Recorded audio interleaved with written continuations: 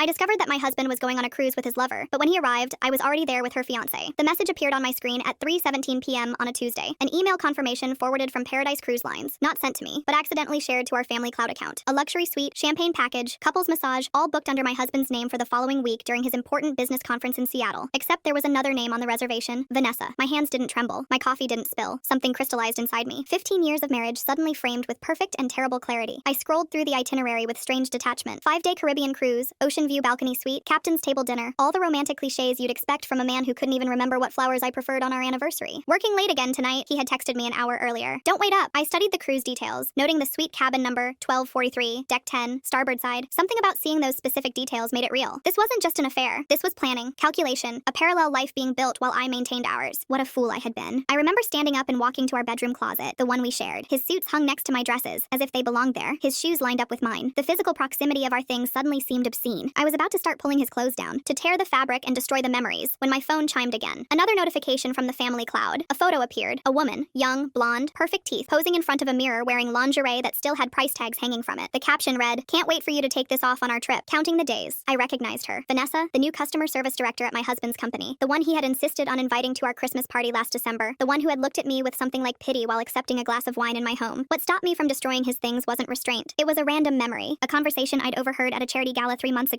Vanessa discussing loudly her engagement to some tech entrepreneur, showing off a flashy diamond ring, talking about her upcoming June wedding. I sat on the edge of our bed, phone still in hand, and did something I'd never done before. I searched her name on social media. Her profile was public, filled with hashtags about being blessed and future wife. And there he was, her fiancé, tagged in dozens of photos. Bradley, handsome in his polished Silicon Valley way. His own profile full of startup success stories and motivational quotes. One recent post caught my attention. Heading on a solo trip before the wedding madness. Time to clear my head and come back ready to start forever with a Vanessa. The cruise dates matched exactly. A strange calm came over me. The kind that arrives when the universe delivers something so perfectly synchronized it feels like destiny. I opened my laptop and navigated to Paradise Cruise Line's deck plans, cabin availability. My credit card was already in my hand. 20 minutes later, I had my own confirmation email. Single cabin, 1245, right next to their love nest. The symmetry was too perfect to ignore. I took a deep breath and did the only rational thing a woman in my position could do. I found Bradley's business email through his company website and sent him a message. "Mr. Bradley, I believe we have something important to discuss regarding our respective partners and their upcoming Caribbean cruise. Would you be available for coffee tomorrow? It concerns your fiancé Vanessa and my husband, who have made plans I think you should know about." I attached the booking confirmation. I didn't cry. I didn't scream. I simply waited, watching the little dots that indicated he was reading my message, typing, stopping, typing again. His response came 3 minutes later. Where and when? The next morning, I sat at a corner table in an upscale downtown cafe watching the door. I recognized him immediately, taller in person, with that confident stride of someone accustomed to commanding rooms. His eyes found mine across the space. Recognition, understanding, the look of someone whose world was also shattering. He sat across from me. No handshake, no introduction needed. "Show me everything," he said quietly.